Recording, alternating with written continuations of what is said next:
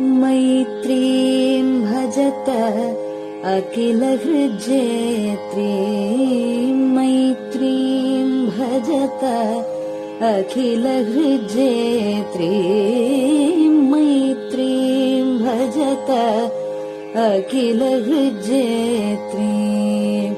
आत्मवदेव परानपि पश्यत, आत्मवदेव परानपि पश्यत। युद्धं त्यजत स्पर्धां त्यजत, युद्धं त्यजत स्पर्धां त्यजत।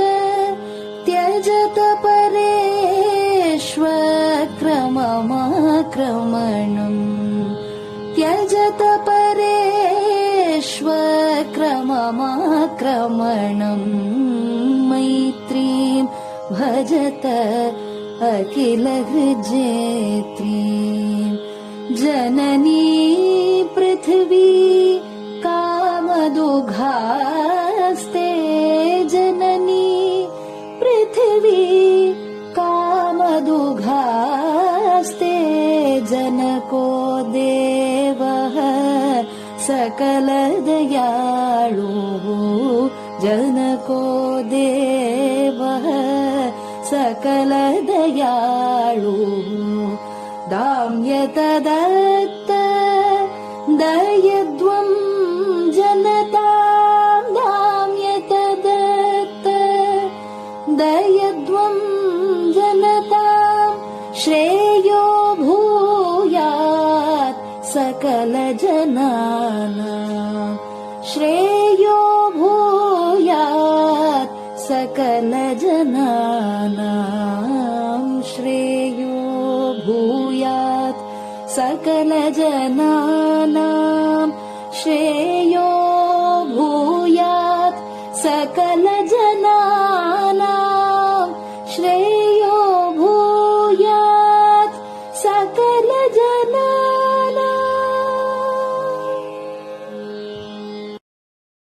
பெரிவாசரணம். மைத்ரீம் பஜத. பாடியவர் குமாரி சிவஸ்ரீ ஸ்கந்தபிரசாத். பெரிவாசரணம். வணக்கம். பெரிவா வானொலியின் காலை நிகழ்ச்சிகளுக்கு உங்களை அன்புடன் வரவேற்கிறோம். முதலில் பெரிவா சுப்பிரபாதம். பெரிவாச்சரணம். பெரிவா சுப்பிரபாதம். பாடியவர் ஸ்ரீமதி லதா ஸ்ரீதரன் அவர்கள்.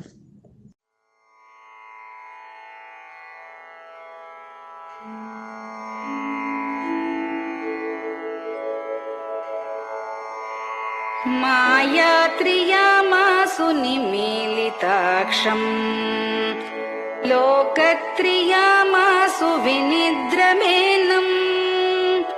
लोकस्य रीत्या हि निबोधयामि, साक्षात् गुरुं चन्दिरशेखरेन्द्रम्, साक्षात् गुरुं चन्दिरशेखरेन्द्रम्। प्रातः सरोजकुसुमानि विहाय निद्राम्, बालारुणातपसुवर्णमयानि नित्यम्।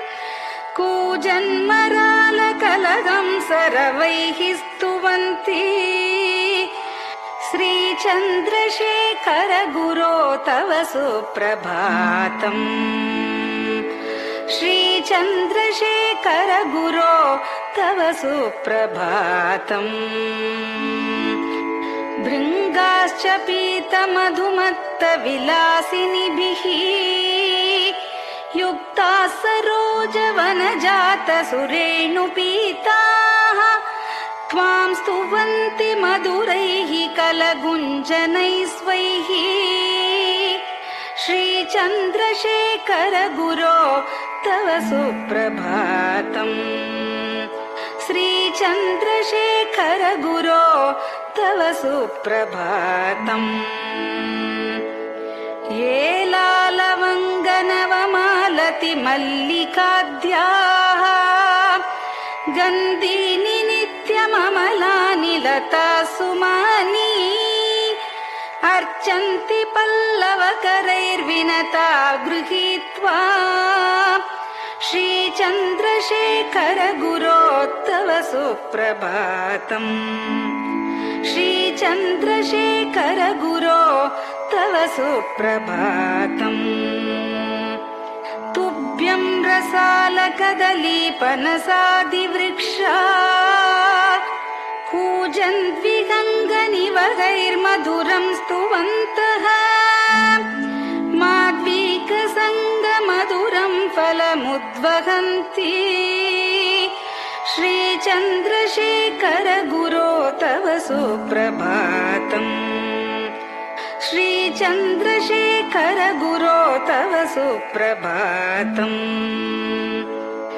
कावेरि वारिकृतमञ्जनपूतदेहा वेदादिमन्त्रनिवगैर्मुखरीकृताशा विप्रास्तुवन्ति सततं नतमस्तकात्माम् श्रीचन्द्रशेखर गुरो तव सुप्रभातम् श्रीचन्द्रशेखर गुरो तव सुप्रभातम् भक्ताश्च ते विहितकर्मचया विशुद्धाः भक्त्यार्जिताखिल विशिष्टफलैकहस्ताः त्वद्दर्शनमगकरं परिलब्धुकामाः श्रीचन्द्रशेखर गुरो तव सुप्रभातम् श्रीचन्द्रशेखर गुरो तव सुप्रभातम् भूत्यासितेन वपुषा भुविशैव तत्त्वम् शक्त्यार्पितेन मनसा वरशाक्ततत्त्वम् नारायणेति वदता वदनेन विष्णोः तत्त्वं त्वया प्रकटितं तव सुप्रभातम् तत्त्वं त्वया प्रकटितं तव सुप्रभातम् स्वामिन् पदाब्जमधुपा इव भक्तलोकाः सेवां विधातुमधुना तव जागरूकाः उत्तिष्ठ पङ्कजपदानि निधाय भूमौ पूर्वं वदामि विनतस्तव सुप्रभातम् पूर्वं वदामि विनतस्तव सुप्रभातम् इत्यष्टकं शुभकरं कलिकल्मषघ्नम् भक्तेन केनचिदहो परिजल्पितं च उत्थाय जल्पति नरो विनत प्रभाते सन्मङ्गलानि लभते बहुधातिशीघ्रम् सन्मङ्गलानि लभते बहुधातिशीघ्रम् सन्मङ्गलानि लभते बहुधातिशीघ्रम्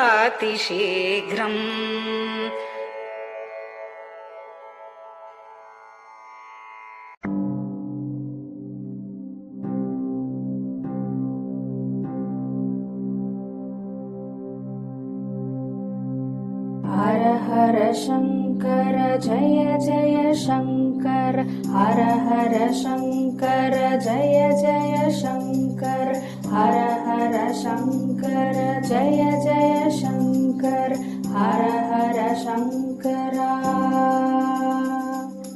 हर हर शङ्कर जय जय शङ्कर हर हर शङ्कर जय जय शङ्कर हर हर शङ्कर जय जय शङ्कर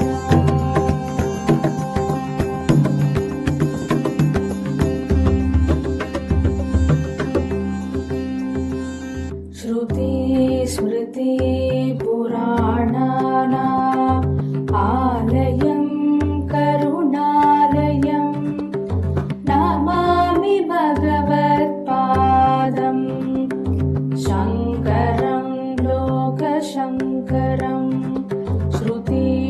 स्मृति पुराणानाम् आलयं करुणालयं नमामि भगवत्पादम्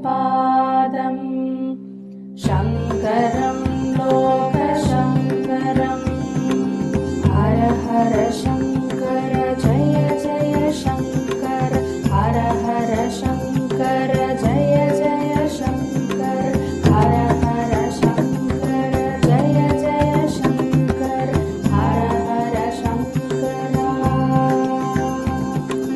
हर हर शङ्कर जय जय शङ्कर हर हर शङ्कर जय जय शङ्कर हर हर शङ्कर जय जय शङ्कर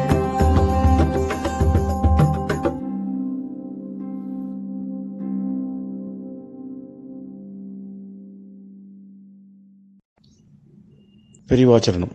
பெரியவா கராவலம்பம். பாடியவர் ஸ்ரீமதி லதா ஸ்ரீதரன் அவர்கள்.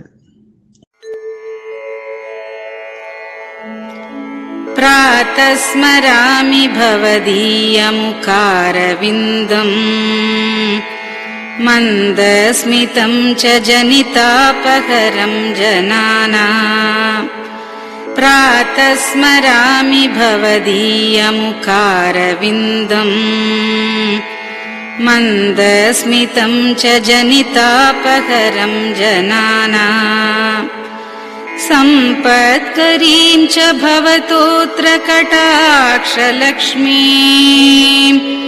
काञ्चीमठेश मम देहि करावलम्बम् सम्पत्करीं च भवतोऽत्र कटाक्षलक्ष्मीं काञ्चीमठेश मम देहि करावलम्बम् काञ्चीमठेश मम देहि करावलम्बम् काञ्चीमठेश मम देहि करावलम्बम् काञ्चीमठेश मम देहि करावलम्बम् प्रातः स्मरामि कलिदोषहराणि यानि हृद्यानि दिव्यमधुराणि मनोहराणि प्रातः स्मरामि कलिदोषहराणि यानि हृद्यानि दिव्यमधुराणि मनोहराणि वाक्यानि तेऽध्यवदनाम्बुजनिर्गतानि काञ्चीमठेश मम देहि करावलम्बम् वाक्यानि तेऽध्यवदनाम्बुजनिर्गतानि काञ्चीमठेश मम देहि करावलम्बम् काञ्चीमठेश मम देहि करावलम्बम् काञ्चीमठेश मम देहि करावलम्बम् काञ्चीमठेश मम देहि करावलम्बम् वक्षस्थलं विमलहेम समानवर्णम् भस्माङ्कितं जनमनोहर कुङ्कुमाक्तम् वक्षस्थलं विमलहेम समानवर्णम् भस्माङ्कितं जनमनोहर कुङ्कुमाक्तम् प्रातः स्मरामि भवतोऽत्र चिरं महात्मन् काञ्चीमठेश मम देहि करावलम्बम् प्रातः स्मरामि भवतोऽत्र चिरं महात्मन् काञ्चीमठेश मम देहि करावलम्बम् काञ्चीमठेश मम देहि करावलम्बम् काञ्चीमठेश मम देहि करावलम्बम् काञ्चीमठेश मम देहि करावलम्बम्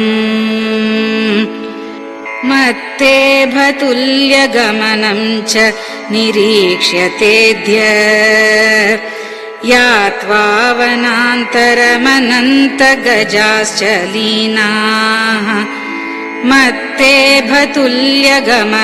च निरीक्ष्यतेऽद्य यात्वा वनान्तरमनन्तगजाश्च लीनाः प्रातः स्मरामि गजराजगतिं तवेदम् काञ्चीमठेश मम देहि करावलम्बम् प्रातः स्मरामि गजराजगतिं तवेदम् काञ्चीमठेश मम देहि करावलम्बम् काञ्चीमठेश मम देहि करावलम्बम् काञ्चीमठेश मम देहि करावलम्बम् काञ्चीमठेश मम देहि करावलम्बम् दक्षेण दण्डमवलम्ब्य सदैतरेण हस्तेन चारुकलशं च विराजमानम् दक्षेण दण्डमवलम्ब्य सदैतरेण हस्तेन चारुकलशं च विराजमानम् रक्ताम्बरं च तव चारु कटिं स्मरामि काञ्चीमठेश मम देहि करावलम्बम् रक्ताम्बरं च तव चारु कटिं स्मरामि काञ्चीमठेश मम देहि करावलम्बम् काञ्चीमठेश मम देहि करावलम्बम् काञ्चीमठेश मम देहि करावलम्बम् काञ्चीमठेश मम देहि करावलम्बम् विस्मृत्य दोषमखिलं च ममापराधम् त्रातुं च याध्य भगवन् कृतबद्ध दीक्षा विस्मृत्य दोषमखिलं च ममापराधम् त्रातुं च याध्य भगवन् कृतबद्ध दीक्षा प्रातः स्मरामि यतिपुङ्गवतेऽनुकम्पाम् काञ्चीमठेश मम देहि करावलम्बम् प्रातः स्मरामि यतिपुङ्गवतेऽनुकम्पाम् काञ्चीमठेश मम देहि करावलम्बम् काञ्चीमठेश मम देहि करावलम्बम्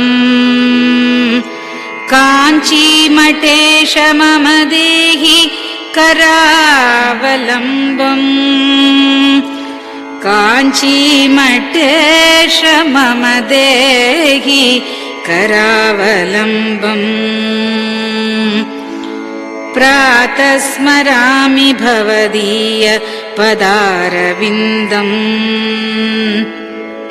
यस्मात् प्रयान्ति दुरितानि महान्ति तानि प्रातः स्मरामि भवदीय पदारविन्दम् यस्मात् प्रयान्ति दुरितानि महान्ति तानि आयान्ति तानि मुहुरुद्य सुमङ्गलानि काञ्चीमठेश मम देहि करावलम्बम् आयान्ति तानि मुहुरुद्य सुमङ्गलानि काञ्चीमठेश मम देहि करावलम्बम् काञ्चीमठेश मम देहि करावलम्बम् काञ्चीमठेश मम देहि करावलम्बम् काञ्चीमठेश मम देहि करावलम्बम् स्नानाश्च पानाश्च निषेवणाश्च ध्यानाश्च पापानिलयं प्रयान्ति स्नानाश्च पानाश्च निषेवणाश्च ध्यानाश्च पापानिलयं प्रयान्ति हे तीर्थपादानुसवं पदं ते तीर्थं च तीर्थीकरणं भजामि हे तीर्थपादानुसवं पदं ते तीर्थं च तीर्थीकरणं भजामि काञ्चीमठेश मम देहि करावलम्बम् काञ्चीमठेश मम देहि करावलम्बम्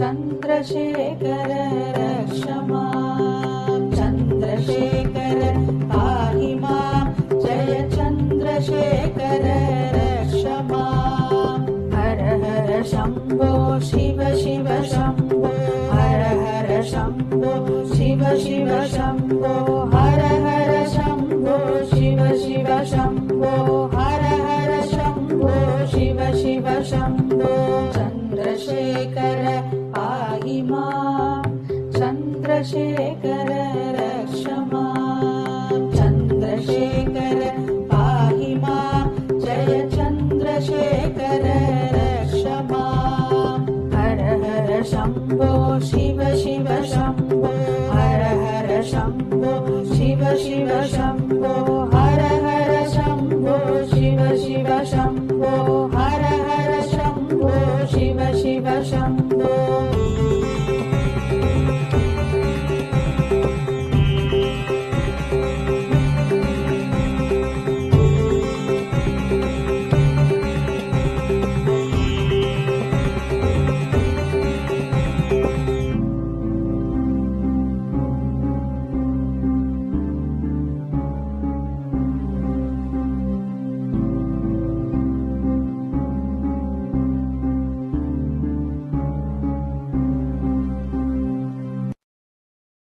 பெரியவா சரணம்.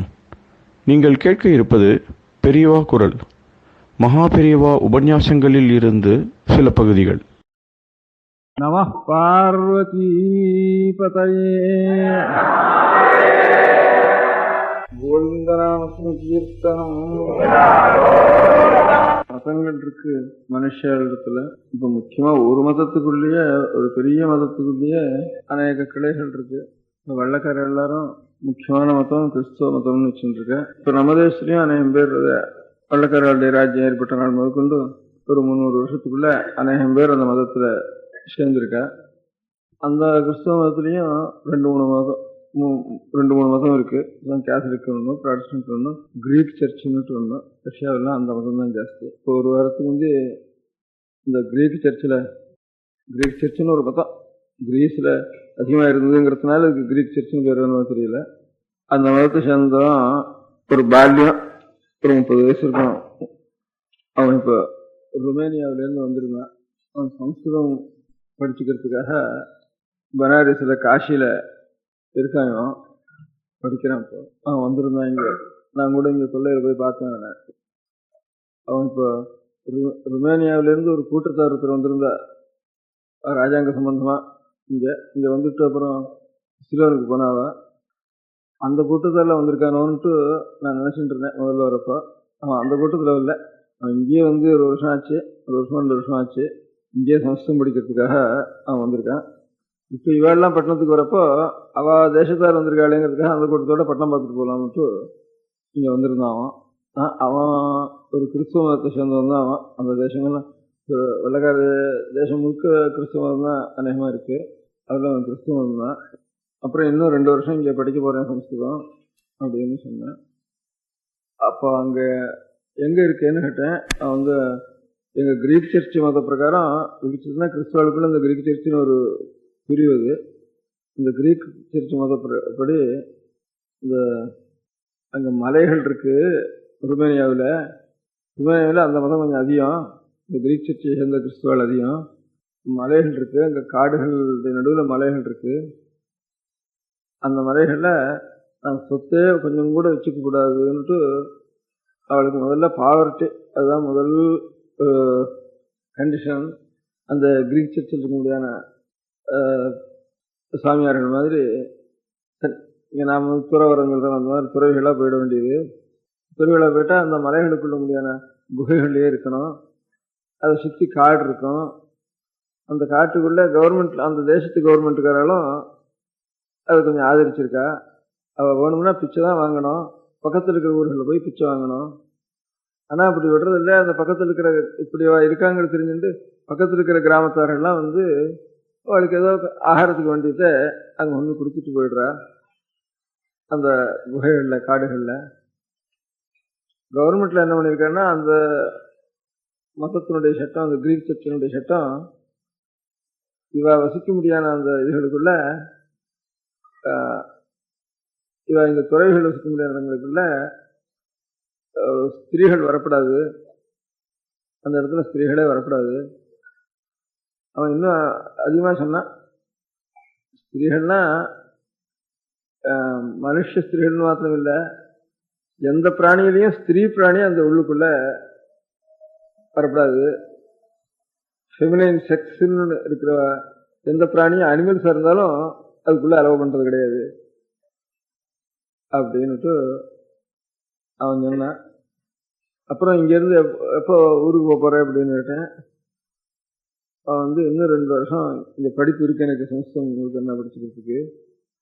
அதுக்கப்புறம் அந்த மலைக்கே போகிறேன்னு கேட்டேன். இல்லை, ஹிமாலயத்தில் இதான ஒரு இடத்துல பார்த்து அங்கே கொஞ்சம் நாளைக்கு கான்சன்ட்ரேட் பண்ணலான்ட்டு உத்தேசம் நேற்று அப்படின்னு சொன்னான்.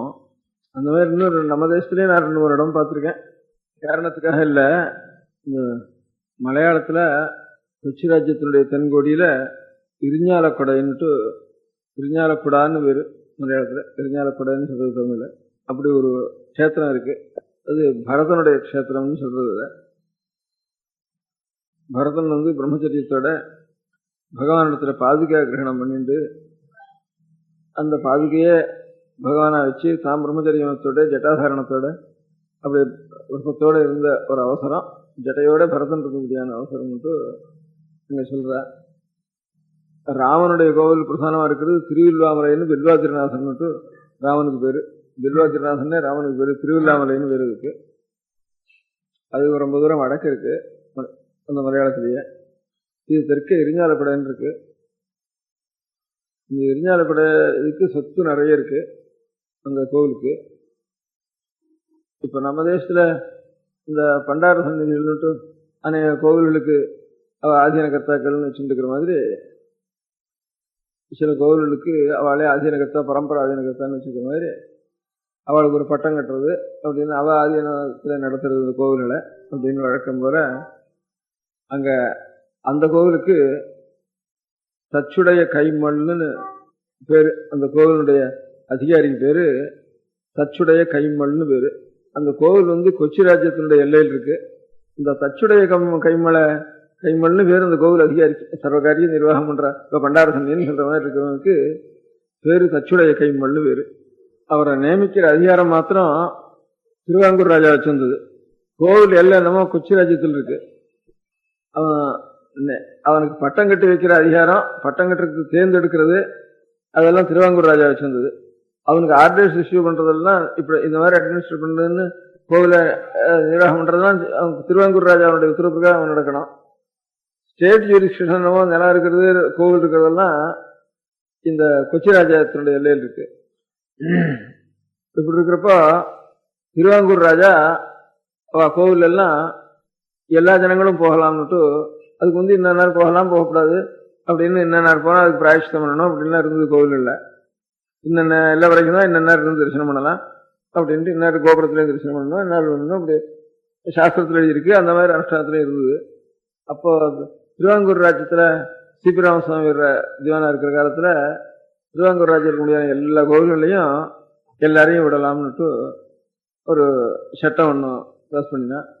அப்போ அது சாஸ்திரத்துக்கு விரோதமாச்சே அப்படின்னு கொச்சி ராஜா அது அந்த மாதிரி விடப்படாதுன்னுட்டு, கொச்சி ராஜா ரொம்ப வைதிக சதை உள்ளவர், அவர் அந்த மாதிரி விடப்படாதுன்னுட்டு இவர் ராஜ்யத்தில் இப்போ விடலை. திருவாங்கூர் ராஜ்யத்தில் அந்த மாதிரி சொன்ன சமயத்தில் இவர் செய்யல, விடலை. அவர் விடலா இருந்ததோட, விடாம இருந்ததோட கூட இல்லாம அந்த அவரே சீபிராமசாமி பண்ணினார், எந்த கோவிலையாவது அப்புறம் நாங்கள் பூஜை பண்ண மாட்டோம்னுட்டு, அந்த அர்ச்சகால் கைங்கறி படம் ஆட்சேபிப்பாளோன்னுட்டு நிறைய எல்லாரையும் வரவழைச்சு ஒரு அநேகம் பேர் நிறைய சம்பளம் கொடுக்குறோம்னு சொல்லி, எந்த கோவிலில் ஆறானும் மாட்டேன்னு வேலைக்கு நின்னாலும் அந்த இடத்துல நீங்கள் போக வேண்டியதுன்னுட்டு தயார் பண்ணி வச்சுட்டு அதுக்கப்புறம் இந்த சட்டம் ஒன்றும் அவர் சிபி ராமசாமி பாஸ் பண்ணினார். இப்போ என்ன நீங்கள் பேப்பரில் போடுறதுக்கு இல்லை, எல்லாம் சில பேப்பரில் போட்டு ஜனங்களுக்கு உபயோகப்பட்டு அவெல்லாம் அவளுக்கு ஒரு விஷயம் தெரிஞ்ச நன்மைக்காக இருக்கிறத பேப்பரில் ஒன்றும் மொழியில் இருக்கவாள். அது நேரம் சொல்கிறப்போ ஒன்றும் தப்பு இல்லாமல் இருக்கலாம், கடிதம் எழுதி பார்க்குறப்போ ஒன்றே தப்பாக போயிடும்.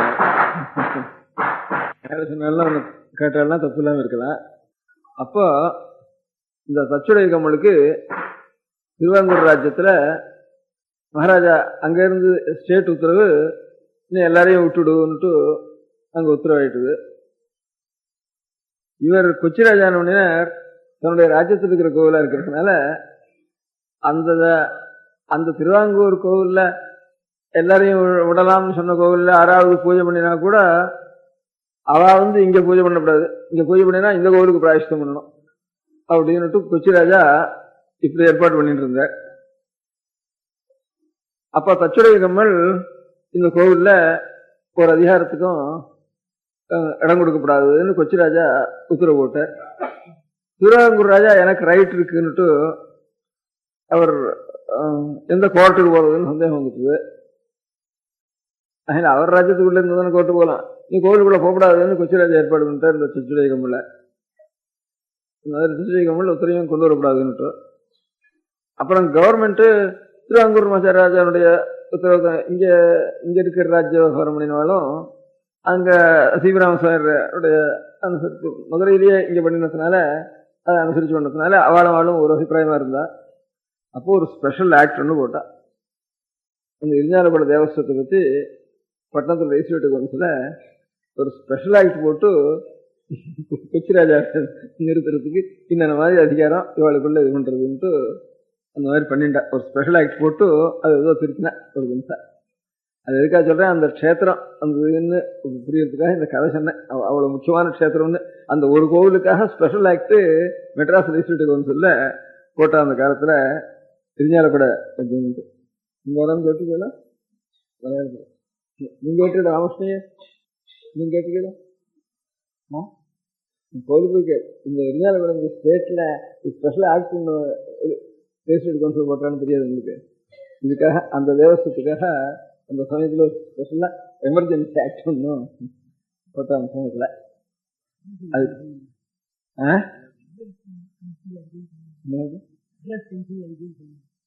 இன்டர்நேஷனல் கவுன்சில்னா இந்த அந்த க்ஷேத்திரத்துக்கு தான் சொல்றேன். அந்த க்ஷேத்திரத்துல பிராமண அந்த கோவிலுக்குள்ள பிராமண ஸ்திரீகள் போகவே கூடாது. நீ பிராமண புருஷா போகலாம், ஸ்திரீகள் போகக்கூடாது.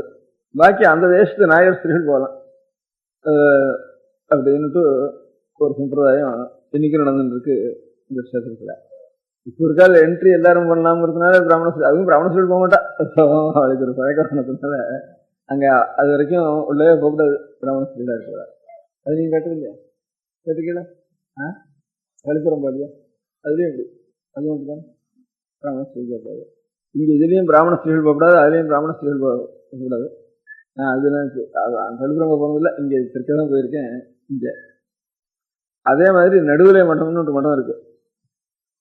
இதுல திருச்சூர்ல இப்ப ஆதிசங்கராச்சாரியார் இந்த இந்தியாவில் 4 திக்குலையும் 4 மடம் ஸ்தாபனம் பண்ணி நாள்னுட்டு கதை சொல்ற மாதிரி மலையாளத்துல இப்ப அந்த தேசத்தில் இருக்கிற பிராமணங்கிறவா நம்பூரிகள். மலையாளமே தன்னுடைய தாய்மொழியா பேசிட்டு இருக்கிற பிராமணர்கள், தெலுங்கு தாய்மொழியா பேசுற பிராமணர்கள் மாதிரி மலையாள பாஷையை தாய்மொழியா பேசிட்டு இருக்கிற பிராமணர்களுக்கு நம்பூரிகள்னு பேரு. இங்கிருந்து இந்த தேசத்துல இருந்து இந்த வடமா பிரகச்சரணும் தமிழை தாய்மொழியா பேசிட்டு இருந்து மலையாளத்துல போய் குடியேறினவாள் ஒரு 200 வருஷத்துக்குள்ள குடியேறினவாளுக்கு கொஞ்சம் தமிழ் தான் தாய்மொழி அவளுக்கு. கொஞ்சம் கொஞ்சம் மலையாளத்தினுடைய ஒரு வாசனை, அந்த தேசமானதுனால கொஞ்சம் மலையாளத்தினுடைய ஒரு வாசனை இருக்கும் அந்த பாஷையில. அவ்வளவுதான்.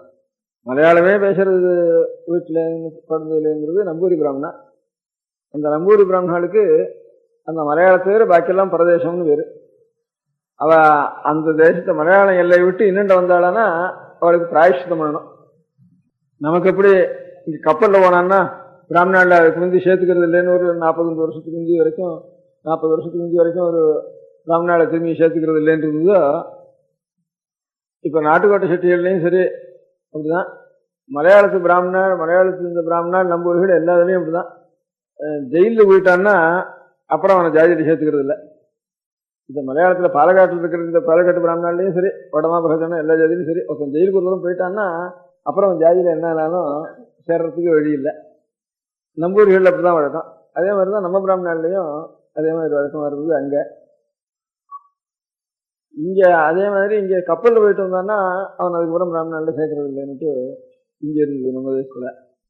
அந்த மாதிரி இருக்கிறதுல அந்த தேசத்துக்கு மொத்தமாவே நம்பூரி பிராமணா இங்க எப்படி கப்பலுக்கு போயிட்டு வந்தான்னா ஜாதியில அந்த திரும்பி அந்த பிராமண ஜாதியில சேர்க்கறது இல்லைன்னு இருந்ததோ, அந்த மாதிரி இந்த நம்பூரி பிராமணா இந்த மலையாளத்து எல்லையை விட்டு அண்ணன் ஒரு அடி அடிச்சு வச்சுட்டான்னா மலையாளம் எந்த தேசத்துல பேசப்படுறதோ தேசம் மொத்தமா ரீஜனல் லாங்குவேஜ்ல பேசப்படுற தேச பாஷையாக அதை விட்டு இன்னண்ட ஒரு அடி எடுத்து வச்சுட்டான்னா வாழையாறுன்னு பேர் ஒரு நதி போடுறீங்க அங்க அதே மாதிரி கன்னியாகுமரிக்கு இன்னண்ட ஒரு அடி எடுத்து வச்சுட்டான்னா அப்புறம் அவனா அந்த ஜாதியில சேர்க்க மாட்டான். அப்படி இருந்து ஒரு 100 வருஷத்துக்கு முந்தைய அது அப்படியே ஒரு ஆயிரக்கணக்கான வருஷங்கள் அப்படி நடந்துட்டு இருக்கு. பரதேசம்னு பேரு. பரதேசம் போயிட்டான்னா அந்த நம்பூரி பிராமணன் பிரஷ்டன்னு இருந்தா. அப்போ அவளுக்கு காசிக்கு போகணும், ராமேஸ்வரத்துக்கு போகணும், அதுக்கப்புறம் கயாக்கு போகணும், மதுரைக்கு போகணும், பிருந்தாவனத்துக்கு போகணும், கங்காஸ்தானம் போகணும். இதுக்கெல்லாம் என்ன பண்றது அப்படிங்கிறப்போ அந்த மலையாளத்துக்குள்ள ஒரு க்ஷேத்திரம் காசி க்ஷேத்திரம், இங்க அன்னபூர்ணா க்ஷேத்திரம், அதே மாதிரி ஒரு கய பிண்டம் போட்டதுக்கு ஒரு க்ஷேத்திரம், அது மாதிரி ஒரு கங்கை சரகங்கைன்னு ஒரு கங்கை. இவ்வளவையும் பரசுராமர் தான் அந்த மலையாள பூமிங்கிறத உண்டு பண்ணினார்னு அவளுடைய புராணம்.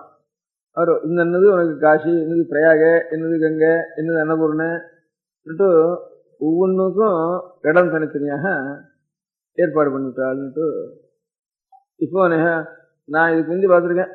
இதுக்கு நம்ம நமக்கு இங்க இருந்த 3வது ஆச்சாரிய 7ஆம் இடத்துல இருந்த ஆச்சாரியார் அப்ப அந்த 96 அக்ரஹாரத்தாரும் நாங்கள் இந்த தேசத்துலேருந்து போயிட்டோம், சோழ தேசத்துலேருந்து போயிருக்கோம், எங்களுக்கு வந்து அதுக்கப்புறம் ஒரு ஆச்சாரியால் வரவே இருந்ததுன்னு ரொம்ப தூரமாயிட்டதுனால இல்லாமல் இருந்ததுன்ட்டு 96 அக்ரஹாரத்தாரும் அவங்க காரிக்காரன் இருந்தோம் அந்த நேரத்தில்.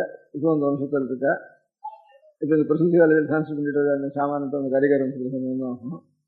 கரிகாரெல்லாம் வந்து பிரார்த்திச்சு அழிச்சு போனால் அப்போ ஏதானும் தீர்த்த யாத்திரை பிரசங்கம் இருந்தால் தான் கேரளத்துக்கு போகலாம்னு ஒரு சாஸ்திரம் இருந்தது. அப்போ சரகங்கேன்னு ஒன்று இருக்கு. ஒரு ஒரு இதுலேருந்து ஒரு கிணத்துலேருந்து ஜலம் உப்பி அது மட்டும் வெளியில் கிணத்துலேருந்து வெளியில் போயிட்டே இருக்கு. ஒரு இதில் ஒரு கிணத்துல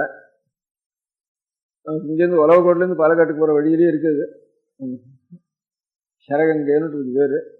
அதில் எழுதியிருப்பே சரகங்கா தீர்த்த ஸ்நானார்த்தமாகன்னு ஸ்ரீமுகத்தில் எழுதியிருந்து. அந்த ஊர்களில் நாம் போய் பார்க்குறப்ப மலையாளத்தில் மடத்துலேருந்து அப்பா ஒரு 70 வருஷத்துக்கு கொடுத்த ஸ்ரீமுகத்தில் சரகங்கா தீர்த்த யாத்திரைக்காகன்ட்டு எழுதியிருந்ததில்லை. இவன் பிரார்த்திச்சதுக்காக ஒரு தீர்த்த ஸ்நானார்த்தம் தான் போகணும் அந்த தேசத்துக்குன்னுட்டு அவளுக்கு இப்படி பரதேசமோ அந்த மாதிரி நமக்கும் ஒரு புண்ணிய தீர்த்த ஸ்நானங்கிறத தவிர லௌகிகமாக போகக்கூடாதுன்னுட்டு நமக்கும் ஒரு விதி இருந்ததுனால அப்படி எழுதியிருந்தது. சரகங்காதி தீர்த்தம் அதை விசாரிச்சு சமயாஸ்திரத்தை விசாரிச்சு அந்த மாதிரி எழுதி வச்சிருந்தா சரகங்காதி தீர்த்த ஸ்நானம். அப்போ அதனால என்ன சொல்றேன், இங்க என்னென்ன நம்பூர்கள் பரதேசத்துக்கு வந்தா அவளுக்கு பிரஷ்டம்னு இருந்ததுனால எல்லா தீர்த்தங்களும் பரசுராமர் எல்லா க்ஷேத்திரம் தீர்த்தம் எல்லாம் அங்கே வச்சுட்டார்.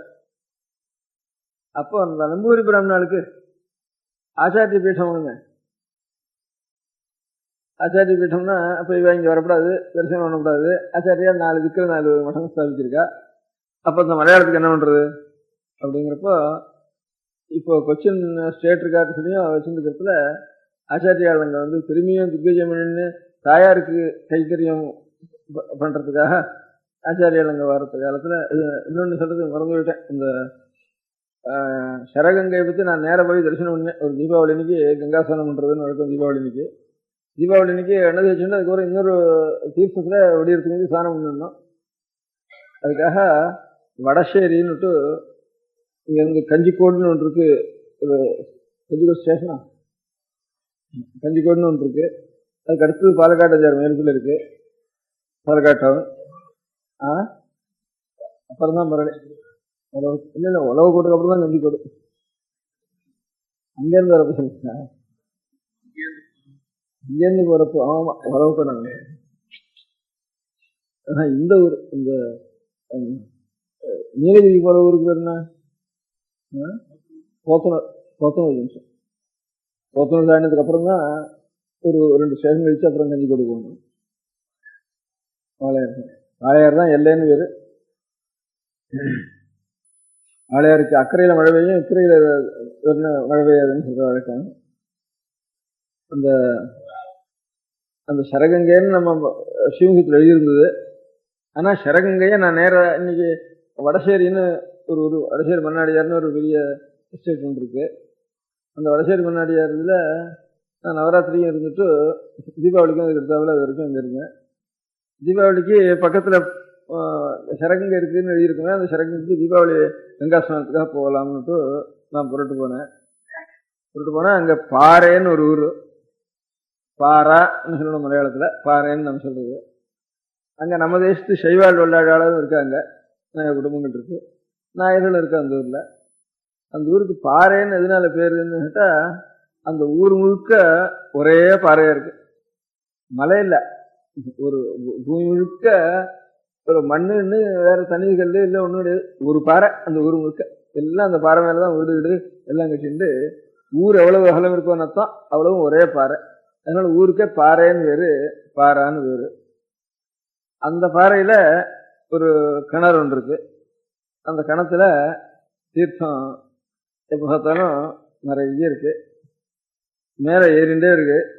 பூமி லெவலுக்கு காட்டிலும் அவசரமா இருக்கு அந்த கிணத்துல இருக்கிற லெவல். அதனால அங்கேருந்து கீழே ஒரு நந்தி முகம் வச்சு ஒரு ஓட்டை பண்ணினோம்னா வெளியில ஓடிண்டே இருக்கு தீர்த்தம். அங்கேருந்து ஜலம் ஓடிண்டே இருக்கு. ஜலம்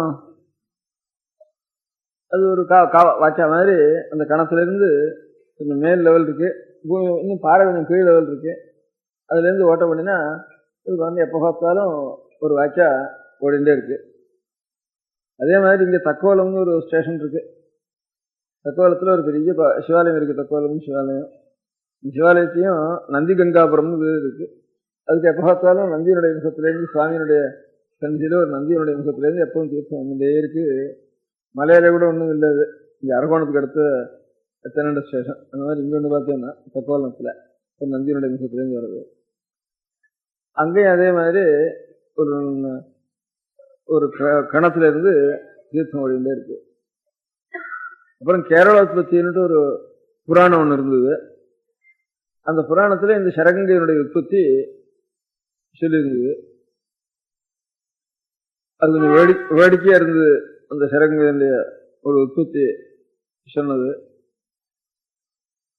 லட்சுமணரும் காட்டுக்கு போறப்ப கேரளோத்பத்தின்னு புஸ்தகம் எழுதியிருந்தது. ஆனா கேரளத்தை பத்தி கொஞ்சம் தூஷிச்ச நிந்திக்க மாதிரி தான் அந்த கதையில் இருந்தது. கேரளத்துலாம் இருக்கு. கேரள அக்ஷரத்துலாம் மரளாய அக்ஷரத்துலாம் இருக்கு. அந்த புஸ்தகம் கேரளத்துல தான் இருக்கு. இந்த கேரளோத்பத்தி கேரளத்துடைய மகாத்மியம் தான் அது. கேரளம் எப்படி உற்பத்தி ஆச்சுங்கிற கதை. அதுல சரகங்கோத்பத்தியை பத்தி ஒரு அத்தியாயம் இருக்கு. அந்த சரகங்கோத்பத்தியை பத்தி அத்தியாயம் என்ன இருக்குன்னாட்டா, ராமரும் லட்சுமணரும் அப்படியே வனவாசம் பண்ணிட்டே வந்தாலாம் காட்டுக்கு.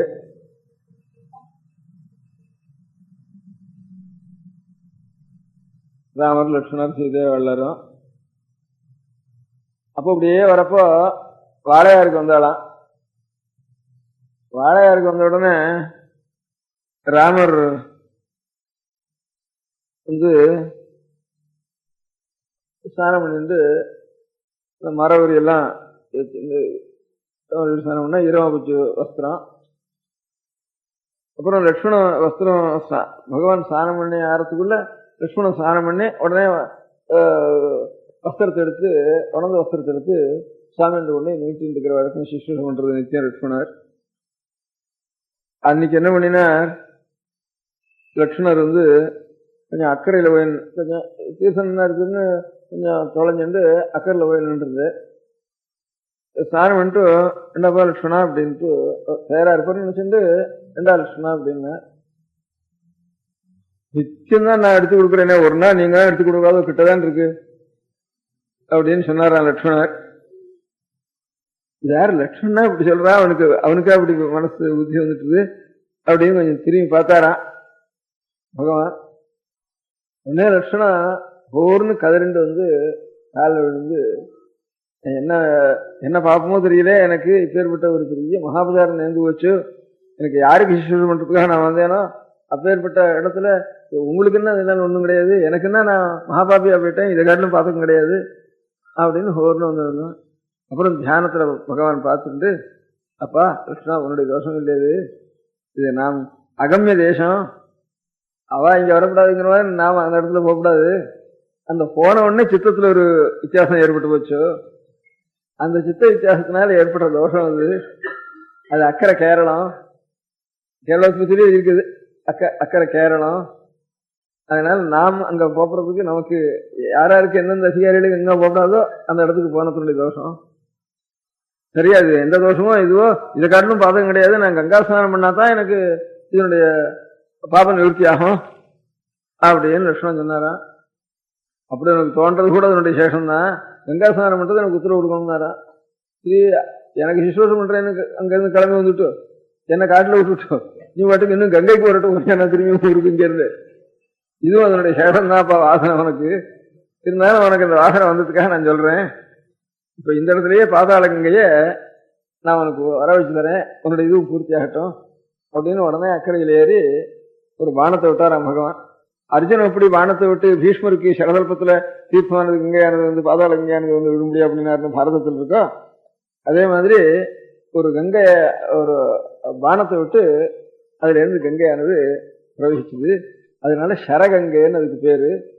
சரம்னா பானத்துக்கு பேரு, அதனால பானத்தினுடைய கங்கைன்னு பேரு. இந்த கேரளோத்பத்தியில படிச்சேன்னா அதுல இருந்து சரி. இது அப்புறம் இது படிச்சு வச்சிருந்தேன். அப்புறம் அங்க போனா இங்க ராமருடைய பாதம் அங்க இருக்கு. இந்த பாறையில கொஞ்சம் தூரம் ஒரு பல்லாங்க போனோம்னா ராமர் பாதம் இருக்குங்க அப்படின்னா எல்லாரும் இந்த கிணத்துலலாம் ஸ்நானம் பண்ணிட்டேன். ஒடியாலம்புரை தீபாவளி மாச நேரத்தில் வடசைட்லேருந்து சீக்கிரம் போய் 200 மைல் இருக்கு. அங்கே போய் ஸ்நானத்தை பண்ணிட்டு சரி அங்கே ராமருடைய பாதம் இருக்குன்னு சொன்னேன். இந்த கேவஸ்பதியிலையும் பார்த்துருக்கேன். அப்புறம் ராமர் பாதத்தை போய் பார்த்தேன். அங்கே பார்த்த உடனே ஒரு ஆசிரமம் போடுறதுக்கு அந்த பாறை தானே ஊர் முழுக்கன்னு சொன்னேன்னு, அதுலேருந்து ஒரு 4 கால் நடுறதுக்கு அது இருந்த மாதிரி இருந்தது. கால் நடுறதுக்கு கொஞ்சம் குழி மாதிரி 4 குழி இருந்தது. அதே அங்கே ஆசிரமம் போட்டு போறாக்கணும்னு வேணாம்னு சொன்னேன். அதுக்கப்புறம் பாதம் இருந்தது. பாதம் வச்சிருந்தா எப்படி இருக்குமோ, பாதம் அடிசோடு எப்படி இருக்குமோ அந்த மாதிரி அடிசோடு இருந்தது. அங்கிருந்து நீளமா ஒரு ஓட்டை ஒன்றும் இந்த பாறையில உள்ளுக்குள்ள பூமிக்குள்ள போயிருந்தது. அந்த நான் நேர பார்த்தது உள்ளுக்குள்ள போயிட்டு இருந்ததுன்னா அந்த துவாரத்தினுடைய ஒரு நல்ல பிரிச்சாலை வள மாதிரி பெருசா போயிட்டு இருந்தது பூமிக்குள்ள. அது அந்த இடத்துல இருந்து எந்த திக்குக்கு போயிட்டு இருந்ததுன்னு பார்த்தேன். இந்த கிணறு எந்த திக்கு இருக்கோ அந்த திக்குக்கு போயிட்டு இருந்தது. இல்ல பானம் போட்டாருங்கிறதுக்காக நான் சொல்றேன்னு அந்த பக்கமா போயிட்டு இருந்தது. கிணறு எந்த பக்கமா போயிருக்கோ அந்த பக்கமா ஒரு பெருச்சாலி வள மாதிரி நீள போயிட்டு இருந்தது.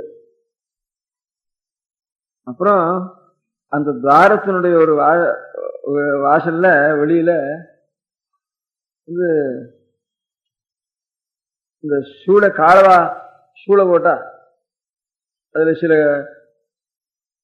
கல்லுகள் உருக்கு கல் உண்டு இல்லையா செங்கல்ல, இந்த உருகி அப்படியே கண்ணங்கரேன்னு வெளியில வருமோ இல்லையா, செங்கல்ல நல்லா மண்ணை அப்படியே உருகி கீழே விழுற மாதிரி இந்த உள்ள இருந்து நிறைய உருகி கருங்கல் உருகி இந்த பெருச்சாளி வலைக்கு வெளியில அப்படியே உருக்குக்கல்லா விழுந்து கிடந்தது.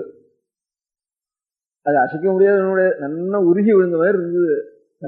கருங்கல் உருகி விழுந்தா அப்படி இருக்கும் அந்த மாதிரி இருந்தது இந்த துவாரத்துல இருந்து வெளியில. சரி பானம் போட்டிருப்பாருன்னு தீர்மானம் பண்ணிட்டேன். அந்த ஓட்டை அங்கேருந்து போனா நீள இப்படிதான் போறது. உள்ள நெருப்பு பானமா போச்சுன்னா அது உள்ள இருந்து அந்த கல்லெல்லாம் உருகி எப்படி வெளியில வந்து கக்கி இருக்குமோ அந்த மாதிரி கக்கினது அப்படியே கண்டன்ஸா போயிட்டு அப்படியே கட்டியா போயிருக்கு. அங்க ஒரு பாதம் இருக்கு, 4 கால் இருக்கு. அதெல்லாம் அவசரம் நானா தீர்மானம் பண்ணிட்டேன். நான் சொன்னதை ராமனுடைய பாதம் இருக்குன்னு சொன்னா அங்க ஒரு வங்கு ஒண்ணு இருக்குன்னு சொன்னா, அப்புறம் அந்த வங்க பார்த்தேன் அது நீள போயிருந்தது. சரி இப்ப சரகங்கிறதுக்கு சரி ராமர் அங்க அர்ஜுனன் போட்டதை பார்க்கல, நம்ம ராமருடைய சரம் போட்டது இங்க இருந்துருக்குன்னுட்டு இவ்வளையும் பார்த்துட்டு வந்தேன் அந்த இடத்துல. அதுல ஆச்சாரியால் 4 மடம் இங்க என்ன ஸ்தாபிச்சிருக்கா, அந்த மாதிரி அங்கேயும் கொச்சின் ஸ்டேட் கேட்ஸ்ல வெள்ளம் சொல்றதுல 5 மடம் ஸ்தாபிச்ச ஆச்சாரியால். அங்க தெற்கே மடம், கிழக்கே மடம், வடக்கே மடம் அப்படின்னு பிரம்மஸ்வ மடம்னு ஒண்ணு சொல்றா. இப்போ 4 ஒண்ணு அதுல சன்னியாசிகள் இல்லாம பாக்கி எல்லாரும் சன்னியாசிகள் இருக்கா. ஒண்ணுக்கு சன்னியாசிகள் இருந்து எல்லாம் இப்ப வேத வித்துகளுடைய சொந்தமா போயிட்டு ஒரு மடம் மாத்திரம், அது மாத்திரம் பிரம்மஸ்வ மடம்னு, பிரம்மஸ்வம் பிராமணாதேசம்னுட்டு வேத வித்துக்களான பிராமணஸ்வம்னுட்டு அதான் முக்கியமான மடம். அங்க நிறைய வேதங்கள் அத்தியனம் பண்றவா.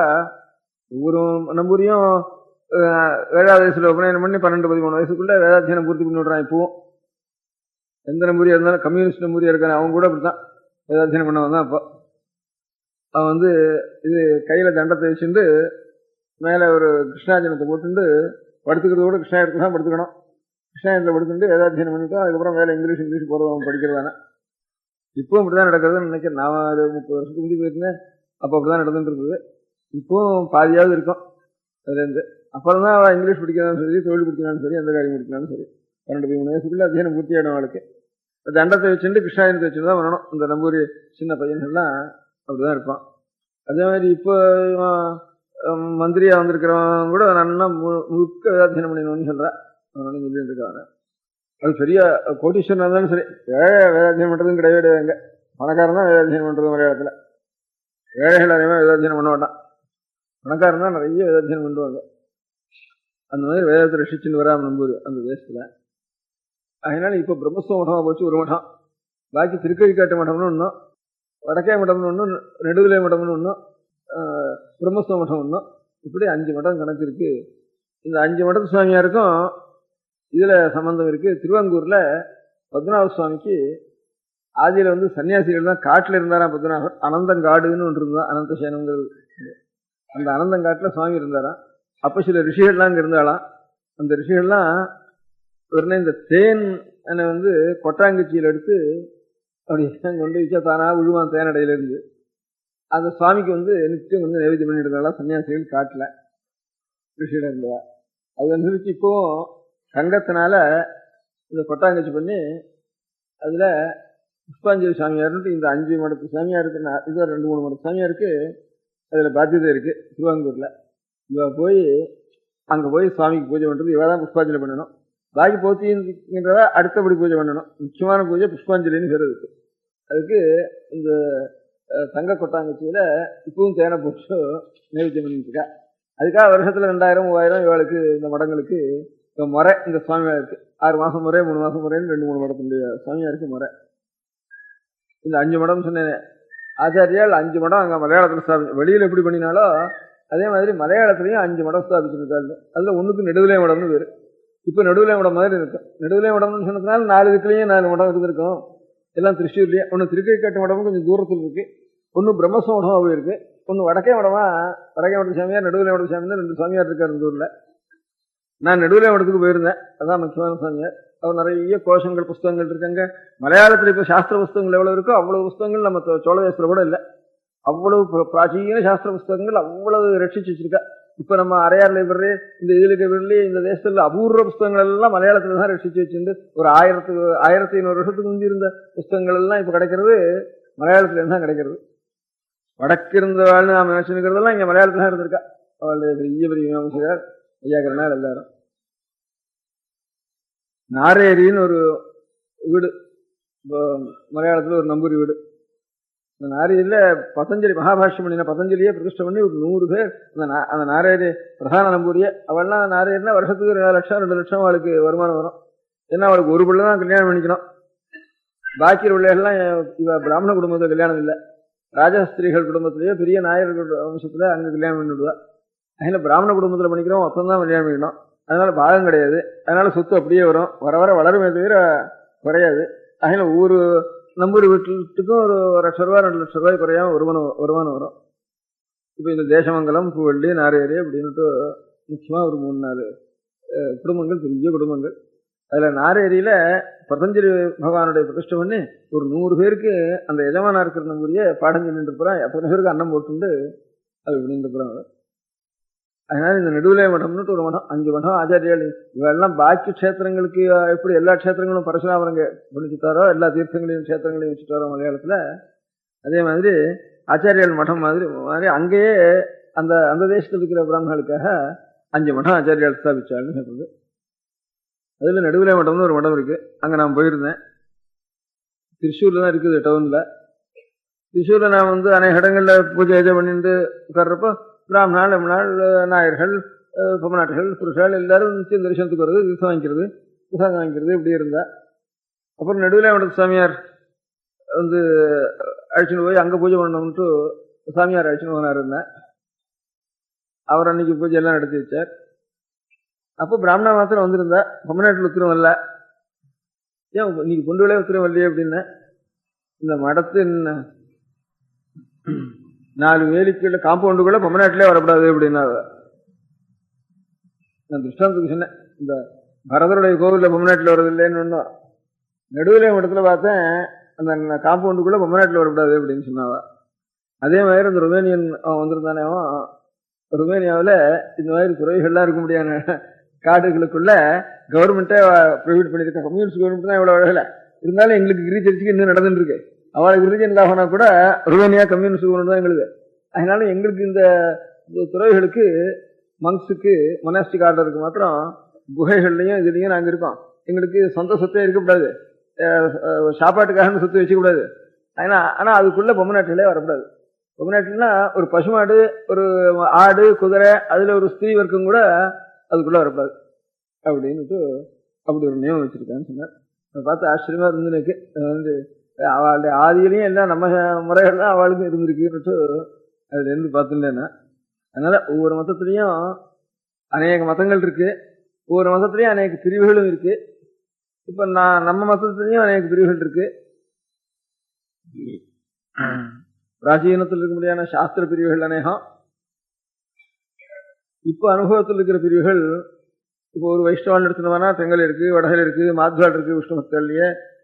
அதாவது இப்போ எல்லா சிவன் கோவிலுக்கு பெருமாளுக்கும் எல்லா கோவிலுக்கும் போயிருந்து ஸ்மார்த்தாள்னு ஒரு ஜாதி இருக்கு. சிவன் கோவிலுக்கு மாத்திரம் வருது, பெருமாளுக்கு போகப்படாதுன்னு ஈரசைவம் லிங்கம் கட்டிண்டு அப்படி ஈரசைவாள்னு அப்படி சில பேர் இருக்கா. இப்படி அநேக பிரிவுகள் ஒரு மதத்திலேயே நம்ம தேசத்துல இருந்துருக்கோம். நம்ம மதத்திலையும் இது இந்த கோவிலுக்கு போறது, இந்த கோவிலுக்கு போறது இல்லைங்கிறதுனால தான் இப்ப மதத்தினுடைய வித்தியாசம் இருக்கு. பழைய நாள் அப்படி இல்லை. சாங்கியால் யோக சாஸ்திரத்தை தெரிஞ்சவா, யோகாபியாசம் பண்றவாள், சாங்கியத்தினால விவேகம் தெரிஞ்சவா அப்படின்ட்டு நையாயிக்கால் மீமாம்சகால் கர்மானுஷ்டானம் பண்ணவாள் அப்படி பிரிவு இருந்தது அந்த காலத்தில் இருக்க முடியாத சாஸ்திர பிரிவு. இப்ப அதெல்லாம் இல்லை. ஒரே அநேகமா கொள்கையெல்லாம் அதிக வித்தியாசம் இல்லாம ஒன்னா இருக்கு. அதனால இந்த கோவிலுக்கு இந்த கோவிலுக்கு போறவா அந்த கோவிலுக்கு போறவாங்கிற அந்த வித்தியாசத்துல மாத்திரம்தான் மதத்தினுடைய வித்தியாசம் இருக்கு நமக்கு. இப்படி ஒவ்வொன்றிலையும் அநேக மதங்கள் இருக்கு. அதே மாதிரி துருக்கள்லயும் அவளுடைய மதங்கள்லயும் 2 ஷயாசன்னின்னுட்டு 2 இருக்குன்னுட்டு, அகமதியான்னுட்டு அப்படி 2-3 பிரிவுகள் அவளையும் கொள்கை பிரிவுகள் அவளும் சொல்லிருக்கா. இந்த மாதிரி இந்த மதங்கள் அநேக மதங்கள் இருக்கிறது. அதை தவிர ஒரு மதத்திலேயே அநேக ஜாதி இருக்கிறது.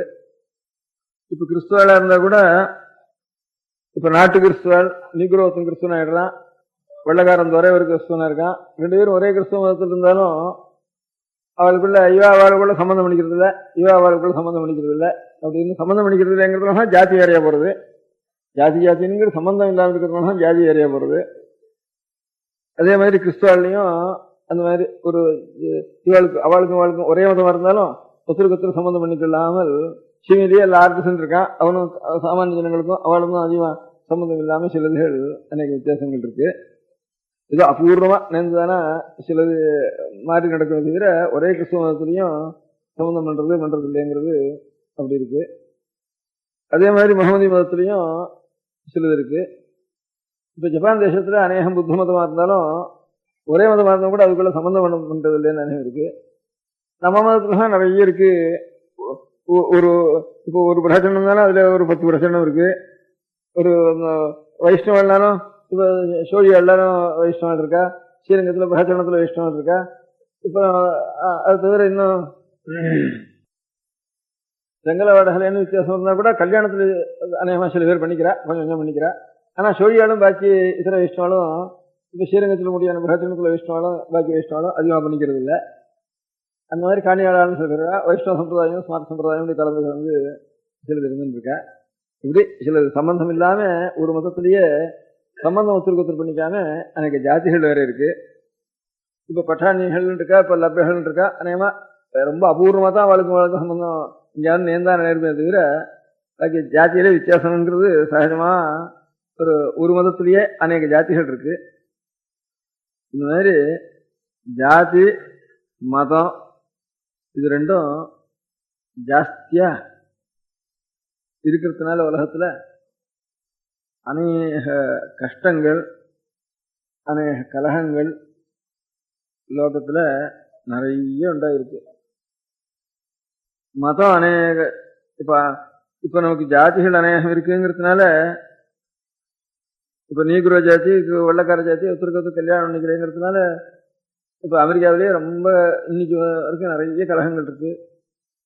இப்ப நம்ம தேசத்துலயும் அந்த மாதிரி ஒரு ஜாதின்னா அவன் சக்தி இவன் சக்தி அப்படின்னு சொல்லிட்டு ஜாதி மனஸ்தாபம். இப்பதான் பிராமணர்கள்னு ஒரு ஜாதி தனியா இருக்கு. அதனால பிராமணர்களுக்கு ரொம்ப எவ்வளவு ஒன்னா அக்கிரமமா வேலை பண்ணலாம்ட்டு அப்படி ஒரு பெரிய கட்சிகள் உண்டாயிட்டு இருக்கு. இப்போ ஒவ்வொரு ஊர்லயும் யாரான பறையர்கள் இருக்கா, அடுத்த குடியானவர்கள் இருக்காருன்னா பறையர்களுக்கும் குடியானவர்களும் சண்டைன்னுட்டு ஒரு ஊர்களில் சில இடங்கள்ல ஏற்படுறது. அதனால இந்த ஜாதியினால அநேக கலகங்கள் ஏற்படுறது மதத்தினால். அதனால இந்த ஜாதி அநேக கலகங்களுக்கு காரணமா இருந்திருக்கு லோகத்துல. அதனால இந்த ஜாதிய அநேக கலகத்துக்கு காரணமா இருக்க முடியாது. மதமும் அதே மாதிரி ஜாதி கலகத்துக்காட்டிலும் மதம் இன்னும் ஜாஸ்தி கலகத்துக்கு காரணமா இருந்திருக்கு.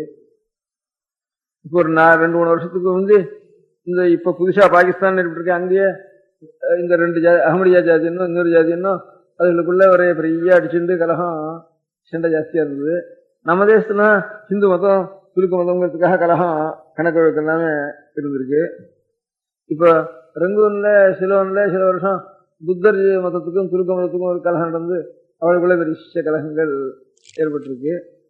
அவளுக்குள்ள கேத்தலிக்குகள் புராட்டஸ்டன்ட்கள் இருக்க அந்த மதபேதத்தினால கணக்கு வழக்கு இல்லாம கலகங்கள் அப்படியே உயிரோட நெருப்புல ஓட்டு எரிச்சு விடுறது அப்படின்னு தான் நடந்திருக்கு.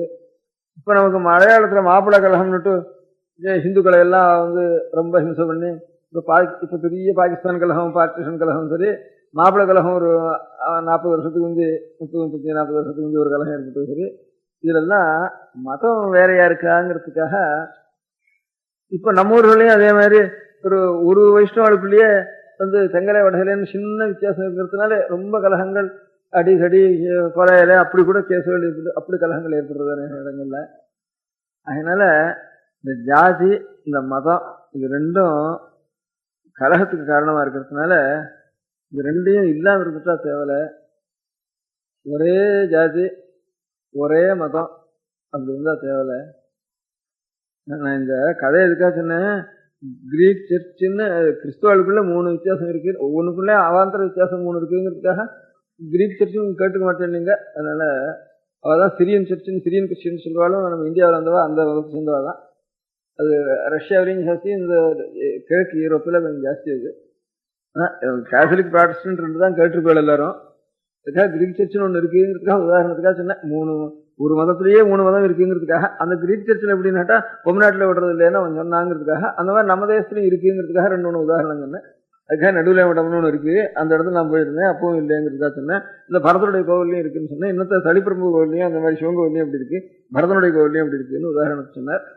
அது எதுக்காக சொல்ல வந்தேன்னா, ஒரு மதத்திலேயே 2-3 பிரிவுகள் இருக்கு. ஒரு மதத்துக்குள்ள 2-3 பிரிவு, அநேக பிரிவுகள் இருக்குன்னு சொல்றதுக்கு, கிறிஸ்துவ மதத்துல 3 பிரிவு இருக்குன்னு சொல்றதுக்கு புதுசா ஒரு பிரிவு வச்சுன்னா அவன் வந்தான் கதை சொன்னான்னு அந்த கதையை எடுத்தேன். அதுக்காக அவன் சொன்ன மாதிரி பொம்மநாட்டிகளே உள்ள விடாம ஒரு இடம் அப்படி துறவிகளுக்கு தியானத்துக்கு சாதனத்துக்கு அனுகூலமா இருக்குன்னு அவன் சொன்னான். நம்ம தேசத்துலயும் 2 இடம் அப்படி இருக்குன்னுட்டு அதுக்காக சொல்ல வந்தேன். அது சொல்றதுக்கு உத்தேசம் என்னன்னு கேட்டா, இப்ப இந்த மாதிரி மதம்ங்கிறது பெரிய மதம் நிறைய இருந்தாலும் சரி, அதுகளுக்குள்ள சின்ன மதம் இருந்தாலும் சரி, ஒண்ணுக்கு ஒண்ணு சின்ன கலைகள் இருந்தாலும் சரி, எல்லாம் இது வரைக்கும் ஒரு 1000-2000 வருஷமா ஒரே கலகத்துக்கு தான் காரணமா இருந்திருக்கு. அங்க இருந்து அலெக்சாண்ட்ரியான்னுட்டு ஈஜிப்ட்ல ஒரு ஊர் இருக்கு. அந்த ஊர்ல அரேபியா தேசத்துல இருந்து துலுக்கால் வரப்போ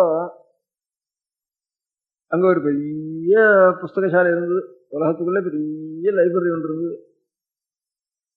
அங்க துலுக்கு மதத்தை பரவாண்டு அங்க இருந்து சண்டைக்கு வந்துட்டு எல்லாரையும் கொளுத்துட்டு ஒரு ஒத்துமையோட அங்க இருந்து அடிச்சுட்டு எல்லாரையும் ஒத்துமை பண்ணிட்டு அங்க இருந்து அந்த தேசத்தெல்லாம், அந்த தேசத்துல ஈஜிப்ட்ல இருந்த பழைய மதத்தெல்லாம் ஒழிச்சு பாக்கி கிறிஸ்துவ மதத்திலையும் ஒழிச்சு ஒரே துலுக்கு மதமா பண்றதுக்காக வர சமயத்துல அந்த புஸ்தகசாலையை பார்த்தா, இந்த புஸ்தகத்துல எல்லாம் நிறைய பெரிய புஸ்தகசாலையா அநேக ஞானம் இருக்கு. இந்த புஸ்தகசாலையில ஞானத்துக்கு கொடுக்க முடியாத நூல்கள்லாம் இருக்கு அப்படின்னு சொன்னா, சரி அது குரான்ல இருக்கிற விஷயம் அதுல இருக்கா, குரான்ல இல்லாத விஷயம் அதுல இருக்கான்னு கேட்டான். அங்க இருந்து படையெடுத்துன்னு வரோம். குரான்ல இருக்கிற விஷயம் இருங்க.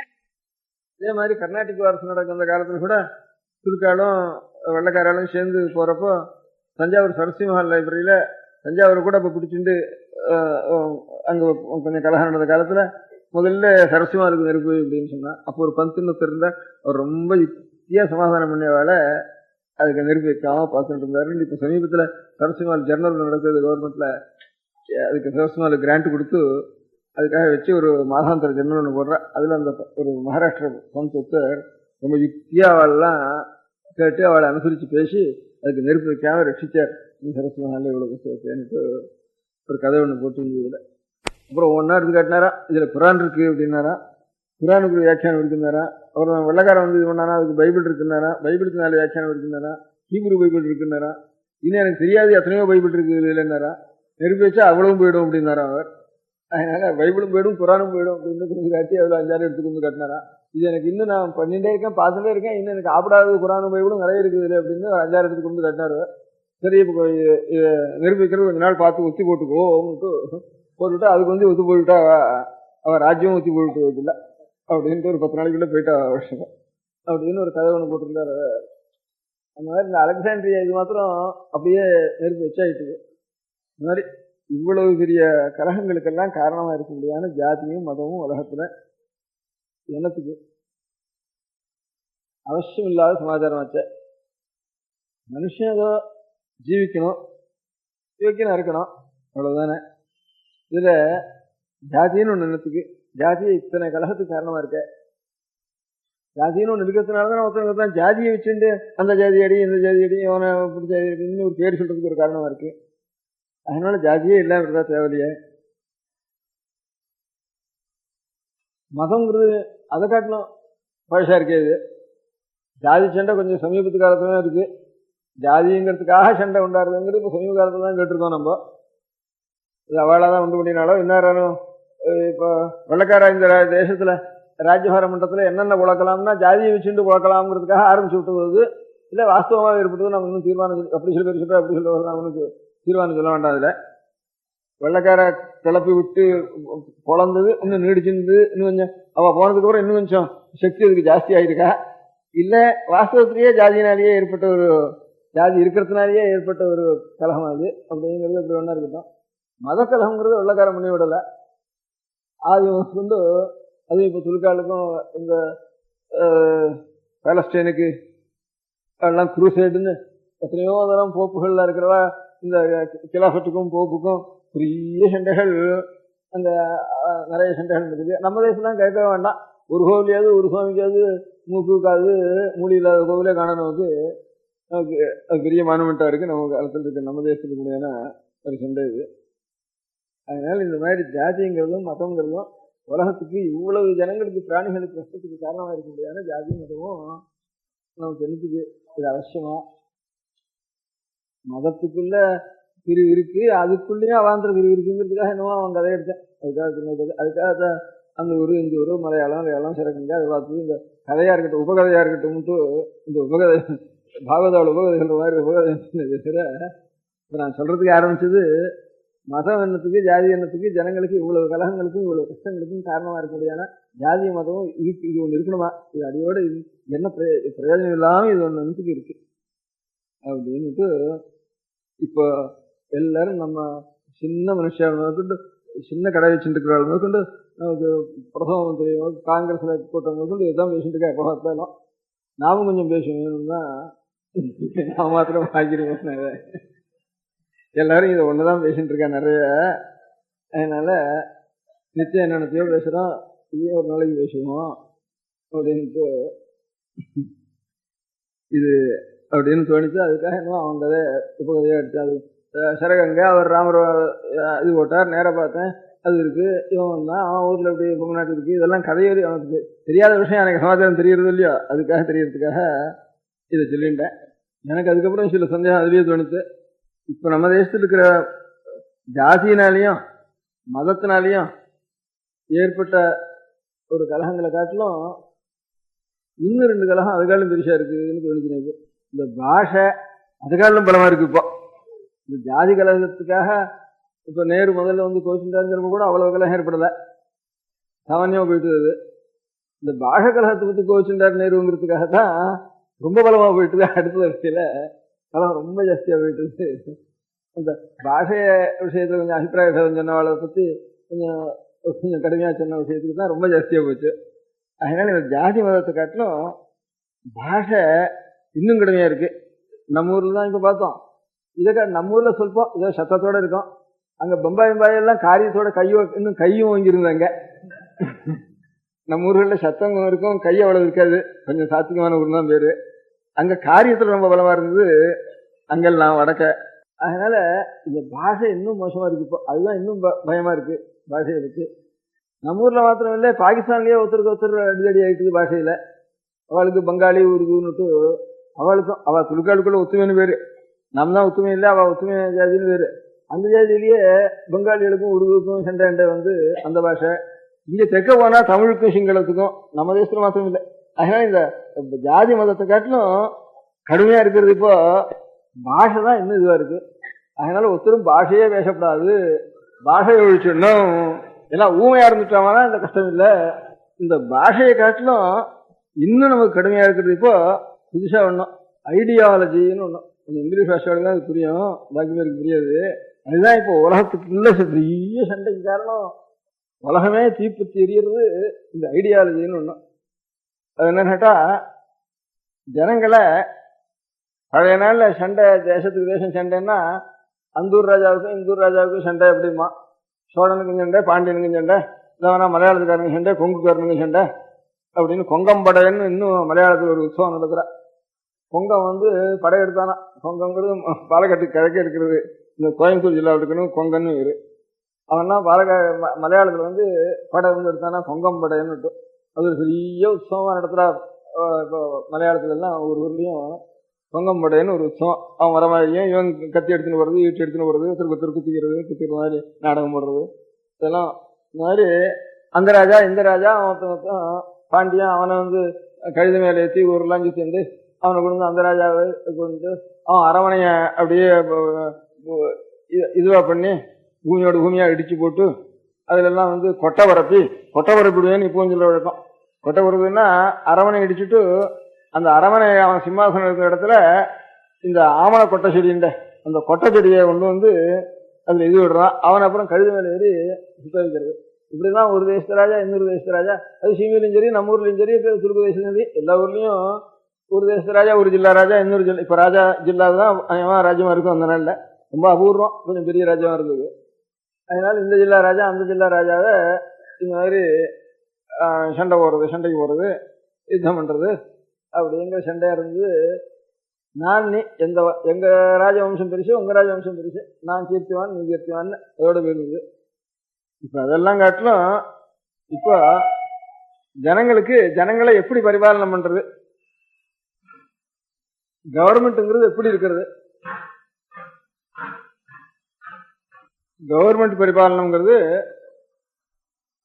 இந்த மாதிரிதான் ராஜ்யபாரம் இருக்கணும் அப்படின்னு ஒரு கட்சி, இல்ல இந்த மாதிரிதான் ராஜ்யபாரம் இருக்கணும் அப்படின்னு ரெண்டு கட்சியில் வந்து நின்றுருக்கு. இப்போ ஜாதி இரண்டடிய வேறு இல்லைன்னு சொல்ற மாதிரி இப்ப கவர்மெண்ட் உலகத்துக்குள்ள கவர்மெண்ட் சிஸ்டம் ரெண்டுல வந்து ரெண்டுல வந்து நிக்கிறது. அமெரிக்காவினுடைய ராஜ்யபாரம் வர சரியா, ரஷ்யா ராஜ்யபாரம் வர சரியா, பாக்கி எல்லாம் ஊராவே தெரியாது இப்போ. பாக்கி எல்லாம் ஊரா நாடா ஒன்றும் தெரியாது. அவன் ராஜ்யபாரம் பண்ணிட்டு இருக்கிற முறைய அனுசரிக்கிறதா? அதாவது கவர்மெண்ட்டினுடைய சிஸ்டம் இருக்க கம்யூனிஸ்ட் கவர்மெண்ட் தேவையா, இல்ல அவனவனுக்கு சொத்து, ஒரு வீடு ஒரு வாசல் வேணும், குழந்தை குட்டி பொண்டாட்டி புள்ள, இது அப்படி வச்சுட்டு அவனவன் இருந்து ஏதோ அவனோட உழைப்பினால அவன் கொஞ்சம் மேல்மைக்கு வர வேண்டியது தேவையா? இல்ல ஒத்தனுக்கும் ஒன்றும் சுதந்திரம் இல்லை, எல்லாம் ராஜாங்கத்துக்கு தான் சுதந்திரம், வீடோ குழந்தையோ பொண்டாட்டியோ நிலமோ எல்லாம் கவர்மெண்ட்டுக்கு தான் சொந்தம். அதனால கவர்மெண்ட் ஆறாருக்கு பார்த்து, கவர்மெண்ட்னு அறுபத்தான், அவனும் ஒரு மனுஷன் தானே, அவன் பார்த்து ஆறாருக்கு சீட்டு கொடுக்குறானோ இவ்வளவு அனுப்பிக்கிறாங்கிறானோ அவன் அனுபவிக்க வேண்டியது அப்படிங்கிறது தேவையா? இல்ல ஒவ்வொரு கவர்மெண்ட்டும் அவனவனுக்கு அவன் உழைப்பினால கொஞ்சம் அவன் சம்பாதிச்சுட்டான்னா அந்த சம்பாதிச்சத்துல அவனுடைய சிரமத்துக்கு சிரமப்பட்டு ஒருத்தன் உழைச்சு சம்பாதிச்சான்னா அதுல அவனுக்கு கொஞ்சம் சுவாதந்திரம் கொஞ்சம் தூரத்துக்கு உண்டு. மொத்தம் கவர்மெண்ட்டுக்கு இருந்தாலும் அதில் இந்த முறை தேவையா, இந்த முறை தேவையாங்கிற சண்டையில ரெண்டு முறை வந்ததுல பெரிய தேசம் முழுக்க அப்படியே தீப்பத்தி எரியறது. ஒரு நாள் இங்க சொல்றது ஜனங்களே, ஒரு நாள் அங்க சொல்றது, ஒரு நாள் அங்க போறது, ஒரு நாள் ஒருத்தருக்கு சண்டை பிடிச்சிக்கிறது. கொரியால சண்டம், வியட்நாம்ல சண்டை, அதெல்லாம் ஹங்கேரிய சண்டை, இதெல்லாம் இந்த சண்டைய. அப்புறம் இவங்க ஜனங்களை இவங்க ஐயா பண்ணிக்கிறதுங்கிறதுக்காக இவன் ரூபாய்க்கு அனுப்புறது, அவங்க கையில சேர்த்துக்கிறதுக்காக அவன் இங்கிருந்து கப்பல்கள் அனுப்புறது. இப்படி ஈஜிப்ட்ல சண்டை, அந்த ஊர்ல சண்டை, இந்த ஊர்ல சண்டைலாம் என்ன, இந்த ஒரு சண்டையில கவர்மெண்ட்டினுடைய முறை எப்படி, கவர்மெண்ட்னால சண்டை. அதனால கவர்மெண்ட் இத்தனை நாள் இருந்ததுனால என்ன பிரயோஜனம்னா சண்டை தான் மிச்சம். பாஷையினால சண்டை, கவர்மெண்ட்னால சண்டை. அதனால கவர்மெண்ட்டும் இருக்கக்கூடாது, பாஷையும் இருக்கக்கூடாது.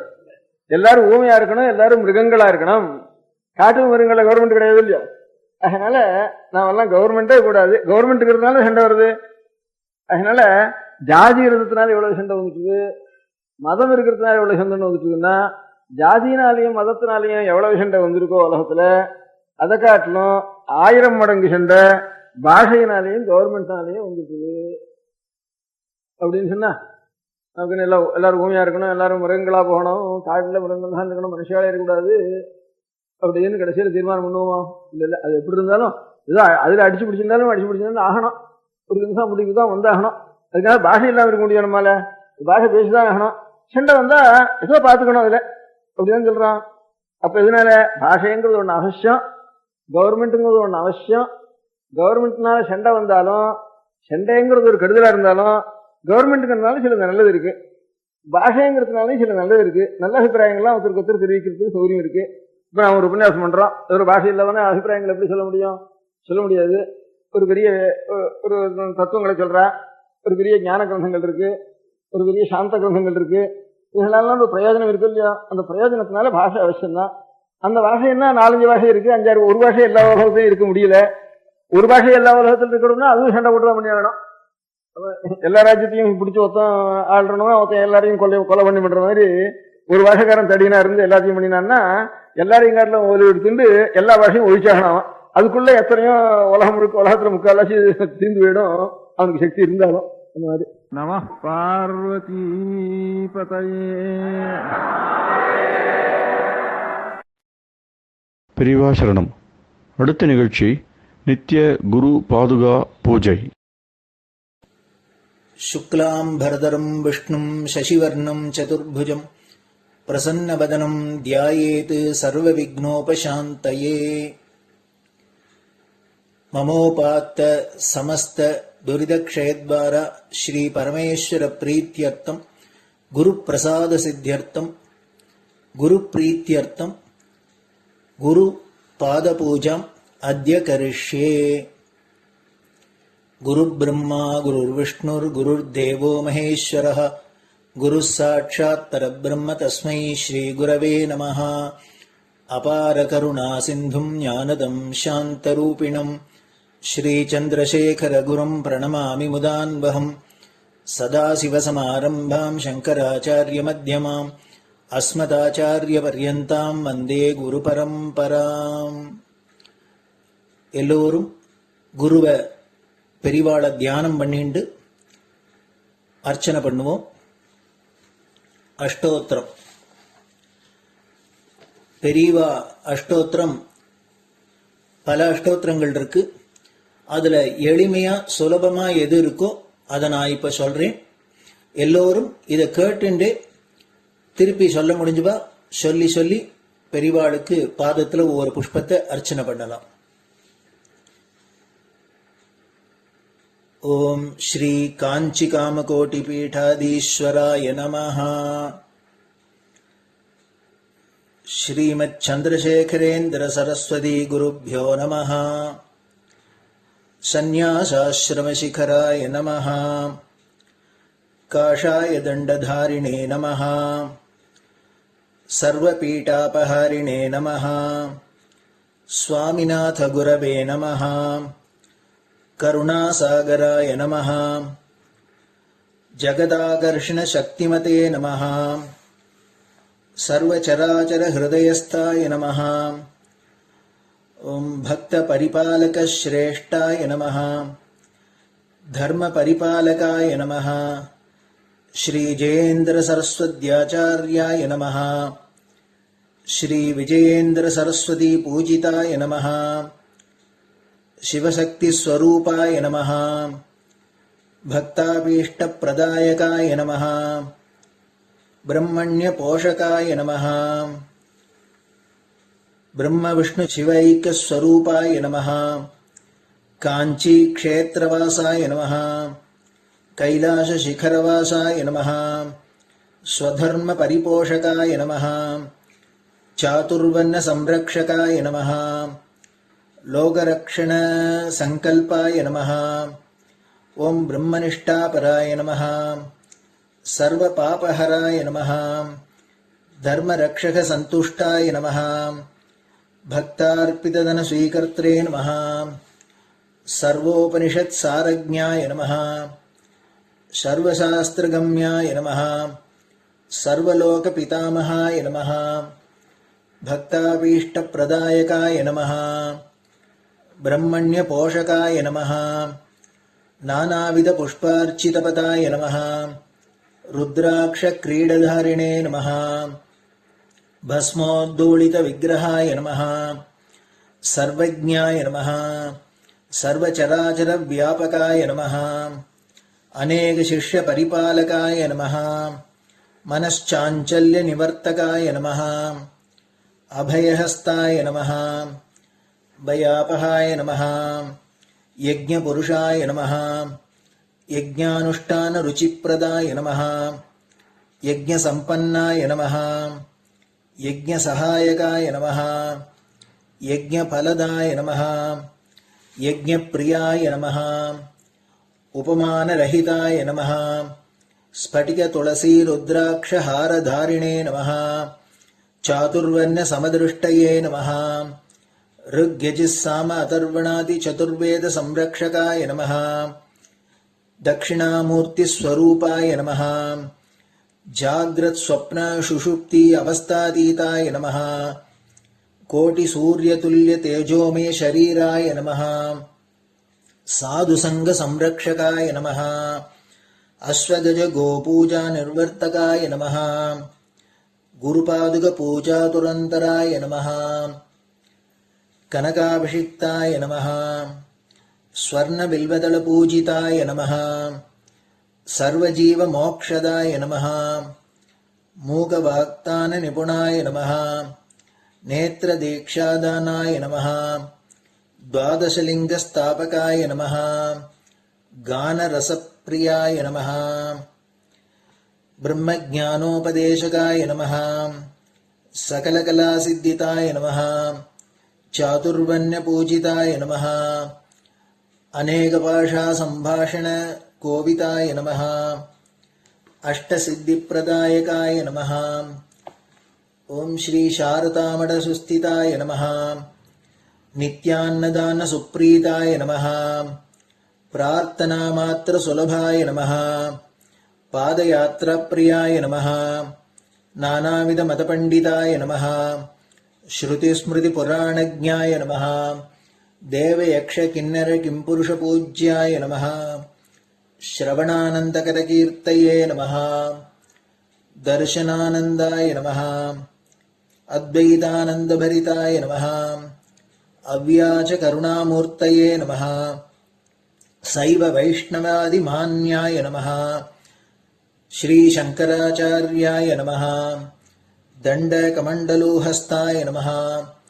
वीणामृदङ्गसकलवाद्यनाथस्वरूपाय नमः। रामकथारसिकाय नमः। वेदवेदाङ्ग आगमादिसकलकलासतस्प्रवर्तकाय नमः। हृदयगुहाशयाय नमः। शतरुद्रीयवर्णितस्वरूपाय नमः। केदारेश्वरनाथाय नमः। अविद्यानाशकाय नमः। निष्कामकर्मोपदेशकाय नमः। लघुभक्तिमार्गोपदेशकाय नमः। लिङ्गस्वरूपाय नमः। सालग्रामसूक्ष्मस्वरूपाय नमः। कालड्यां शङ्करकीर्तिस्तम्भनिर्माणकर्त्रे नमः। जितेन्द्रियाय नमः। शरणागतवत्सलाय नमः। श्रीशैलशिखरवासाय नमः। डमरुकनादविनोदाय नमः। वृषभारूढाय नमः। दुर्मदनाशकाय नमः। आभिचारिकदोषहर्त्रे नमः। मिताहाराय नमः। मृत्युविमोचकशक्त्याय नमः। श्रीचक्रार्चनतत्पराय नमः। दासानुग्रहकारकाय नमः। अनुराधानक्षत्रजाताय नमः। सर्वलोकख्यातशीलाय नमः। वेङ्कटेश्वरचरणपद्मषट्पदाय नमः। श्री महात्रिपुरसुन्दरी समेत श्री चन्द्रमौलीश्वरपूजाप्रियाय नमः। श्रीमच्चन्द्रशेखरेन्द्र सरस्वती सद्गुरु परब्रह्मणे नमः। गुरुभ्यो नमः। परमगुरुभ्यो नमः। परमेष्टिगुरुभ्यो नमः। परात्परगुरुभ्यो नमः। गुरुपरम्पराभ्यां नमः। குரு பாதுகாபியாம் நமோ நமஹ. அடுத்தது ஊதுபத்தி இருந்தா அதை காமிச்சு தூபம், நெய் தீபம் இருந்தா காமிச்சு அதை நெய் தீபம் தீபம் காமிச்சுட்டு நைவேத்தியம். நைவேத்தியம் வெத்தலைப்பாக்கு, பழம் இதுலேருந்து ஆரம்பிச்சு அவளுக்கு எது சௌரியமோ அதுபடி நைவேத்தியம் பண்ணலாம். அதுக்கு அடுத்தது கற்பூர ஹாரத்தி பண்ணி எல்லோரும் பிரதட்சிண நமஸ்காரம் பண்ணி பெரியவாள்கிட்ட பிரார்த்தனை பண்ணிண்டு எல்லோரும் க்ஷேமமா இருக்கணும், லோகம் பரம மங்களமா சௌக்கியமா இருக்கணும், எல்லோரும் வியாதி வெக்க இல்லாத ஆயுராரோக்கிய ஐஸ்வர்யத்தோட சாந்தம் அமைதியோட ஞான வைராக்கியத்தோட எல்லோரும் நல்லவர்களாயிருந்து நன்மையை அடையணும்னு பிரார்த்தனை பண்ணி இந்த பூஜையை தினம் செய்யலாம். குரு பிரம்மா குருர் விஷ்ணுர் குருர் தேவோ மகேஸ்வரः குரு சாட்சாத் பரபிரம்ம தஸ்மை ஸ்ரீ குரவே நமः. அபார கருணா சிந்தும் ஞானதம் சாந்தரூபிணம் ஸ்ரீ சந்திரசேகர குரும் பிரணமாமி முதான்வகம். சதாசிவசமாரம்பாம் சங்கராச்சாரிய மத்யமாம் அஸ்மதாச்சாரிய பர்யந்தாம் வந்தே குரு பரம்பராம். குரு பாத பூஜை நிறைவடைஞ்சது. பெரியவா சரணம். திருச்சிற்றம்பலம். நிலை பெறுமாறு எண்ணுதியேல் நெஞ்சே நீவா, நித்தலும் எம்பிரானுடைய கோயில் புக்கு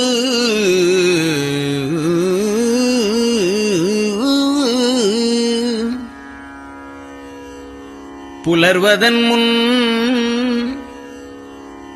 அலகிட்டு மெழுக்குமிட்டு பூமாலை புனைந்து ஏத்தி புகழ்ந்து பாடி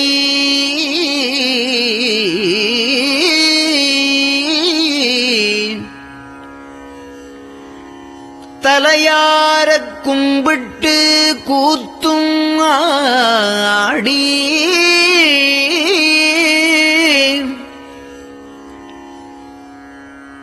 சங்கரா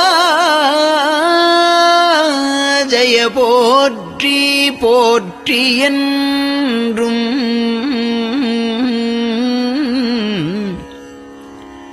அலைபுனல் சேர் செஞ்சடையம் ஆதி என்றும் ஆரூரா என்றென்றே அலரானில்லே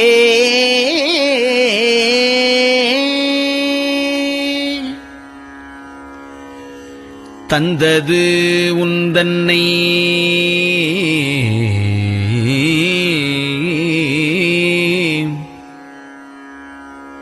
கொண்டது எந்தன்னை சங்கரா ஆர்வலோ சதுரர் அந்தம் ஒன்றில்லா ஆனந்தம் பெற்றேன்.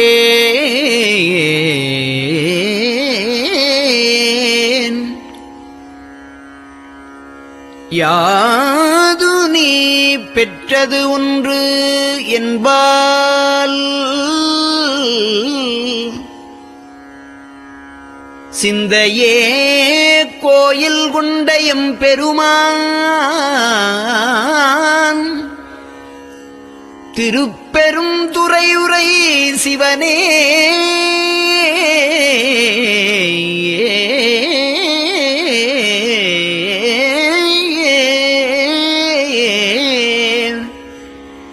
எந்த ஈசா உடல் இடம் கொண்டாய் யான் இதற்கு இலன் ஓர் கைமாறே.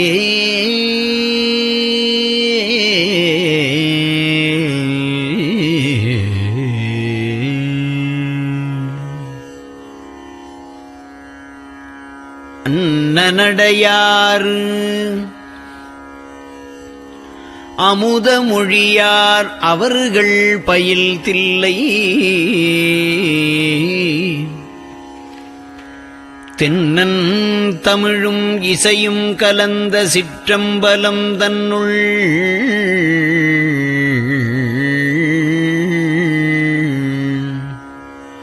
பொன்னும் மணியும் நிறந்த தலத்து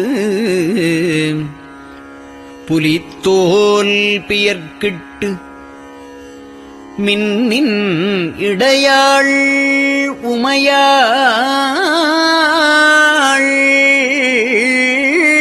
காண விகிர்தன் ஆடுமே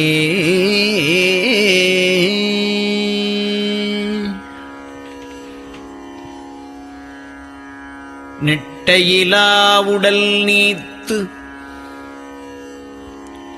என்னை ஆண்ட நிகரிலா வண்ணங்களும்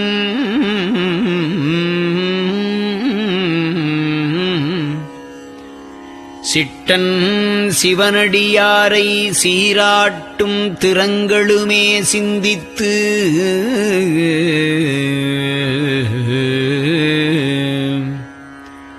அட்டமூர்த்திக்கு என் அகம் நெகவூரும் அமிழ்தனுக்கு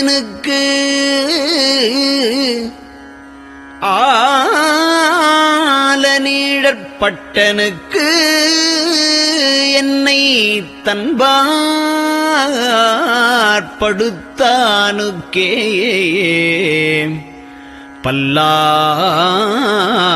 பல்லாண்டு குருதுமே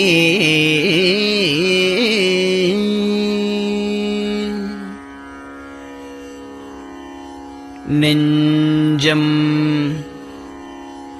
ஈசனைக் காண்பதே விரும்பி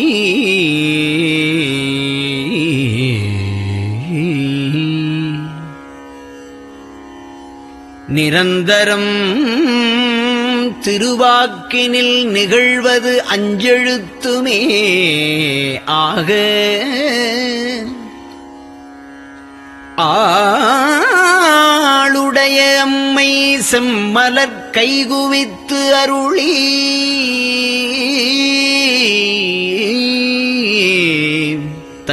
தஞ்சமாகி அரும் தவம் புரிய தரிப்பரே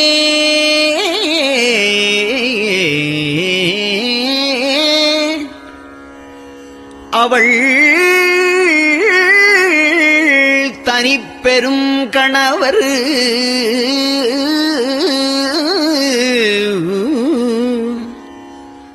வஞ்சம் நீக்கிய மாவின் மூலத்து வந்து தோன்றினார் மலைமகள் காண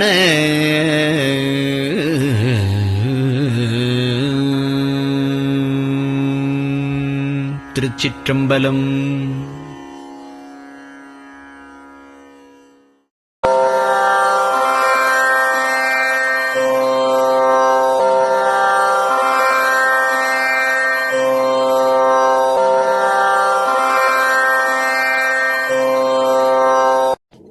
பெரியவா சரணம்.